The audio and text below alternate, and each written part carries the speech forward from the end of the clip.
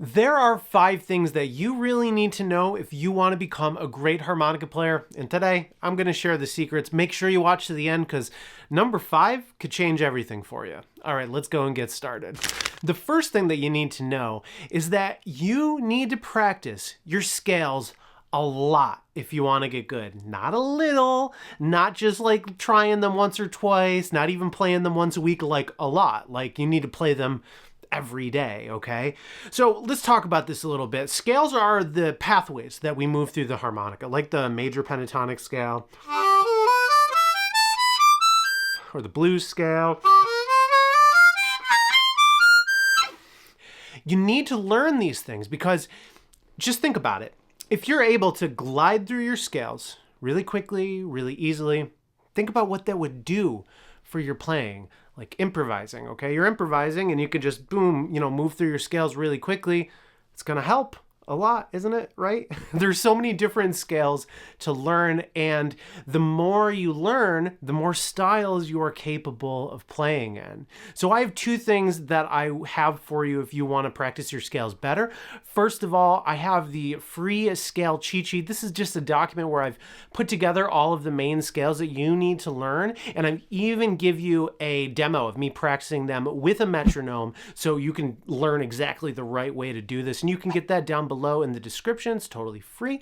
And I also have a scale training program. It's called Harp Trainer. And if you want to practice your scales with this, it's kind of similar to that metronome practice thing that I mentioned earlier, where you just press play on a video and all the notes of your scale are there and you're hearing the notes and you're hearing a chord drone. At the same time, you see the notes and the scale degrees as well as the tabs. And a lot of people who have purchased it have told me it's incredibly useful, and I think you'll find it useful as well. So if you want to get good, you got to practice your scales. The second thing that you need to know is that if you decide to learn something, you got to actually finish it. You have to master it. You have to keep going and not give up in that messy middle part. Because when we go and learn something, let's say a song on YouTube, and you find like a short song or a couple riffs or something like that, and you try learning this, you don't really get a lot out of the experience. If you only get to the place where you can kind of play it, like it gets like, somewhat close, and maybe if you're on a good day, you can do it. No, you gotta find a way so you can learn that thing fully, and so you can absorb that information and level up from it. Because if you only touch upon a bunch of little things, you just don't get anywhere. And I really learned this personally from my experience as a painter. I definitely was a musician first, but right around this time I started learning harmonica, I started picking up oil painting, like that painting up there. And you don't learn anything from unfinished paintings. You gotta do the whole thing. You have to finish. You have to go through the whole process. It's the same thing with music. You gotta go through the whole process. And if you can't do this, if you're having trouble, then maybe you need some tools that can help you, like using a transcription program. If you want to learn more about that, I will link a video at the end that I think you'll find very helpful. All right, let's move on to number 3. Next, you have to set goals. You have to have some sort of a place that you're aiming for. It's not enough to just watch some YouTube videos and, ooh, I'm going to learn about this thing this day, and ooh, I'm going to learn about this thing the next day, without any sort of overarching plan for your harmonica experience. This could be simple, like I'm gonna learn this song. It could be I'm gonna improve my wah. There's so many different things that you can focus on. It could be, a big thing like you're going up on stage or something, but it doesn't have to be that scary. It could be like what we said in the past example. I'm going to learn a couple songs this year, like just full through. I can actually play them and perform them. You have to actually set goals and achieve them. It's really just not enough to learn a riff here and there and do some improvising, because you're going to really stagnate. That's just the deal. You're going to stagnate. A lot of musicians talk about hitting a plateau. And why do we hit that plateau? Because we stop setting goals. If you want to get better, you got to set some goals. The fourth thing that you need to know if you want to get better is that you need to record yourself at least every once in a while, okay? As we're playing, we're in the experience. We might be in our heads, but anyways, we're in the experience and we're not fully cognizant of what we're actually doing and how we're actually sounding. Trust me, I get it. It is not fun listening to yourself on camera when you're not good. Like when I was learning how to sing, I had to listen to myself to get better. And it was painful because in the beginning, I just wasn't that good of a singer. And I'm still not amazing, but I've listened to myself enough times that I've been able to fix my problems. When you record yourself, you're actually doing two things that are very important. One of them is that you're getting into a bit of a performance mode, right? When you set your phone or your camera in front of you and you hit record, it's game time, baby. You got to play something. You got to do a good job. And that little bit of extra stress is actually really good for you. And it really is like a different experience than if you're just kind of screwing around and improvising all the time. You need to get serious and hit record every once in a while. You just got to do it. And when you listen back to the recordings, you'll be like, oh, I'm not playing in time. I thought I was good, but I'm not good. Or what am I doing with my wah? I can barely even hear it. And you just take these observations. You might not know everything that you're observing, but you take these observations and you just start looking up stuff to fix your problems. If your wah is bad, watch a couple videos on wah from me, from other teachers. It doesn't matter. Now, if you have a teacher that you're working with, that teacher can essentially do this for you by listening to and be like, hey, you're not really doing that right. You might want to fix that. But if you don't, you got to do this yourself. And the only way that you're actually going to do it is by setting up your phone or a camera and hitting record. It's the only way. You got to be living in reality, okay? You have to actually see yourself and be like, yeah, I suck. Here's what I need to improve, and then you go and improve it. All right, number 5, this could be very useful for you.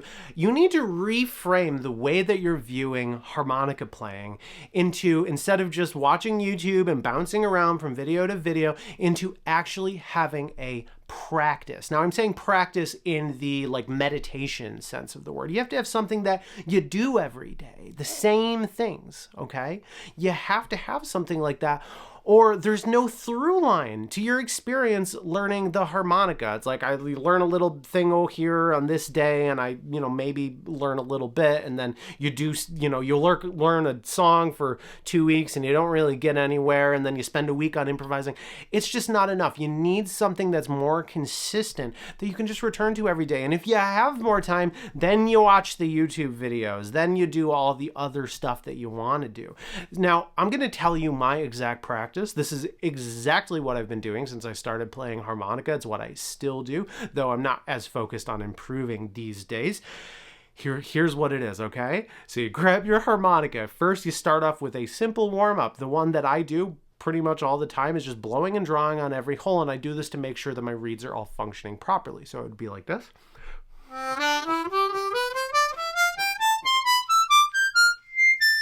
And if a reed is not working, then I might work on it by like blowing and drawing a bunch to try to get that reed unstuck or just moving a little bit better. So after you do that, you go and you recall every scale that you know. You just take a minute and be like, okay, what do I know? So for me, let me just show you, okay? I would be like, okay, I know the major scale.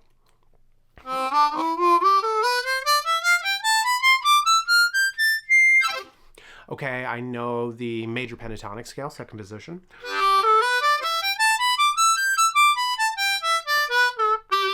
I know the blues scale. I know the, let's say the third position, blues scale or natural minor scale. I'll do the natural minor.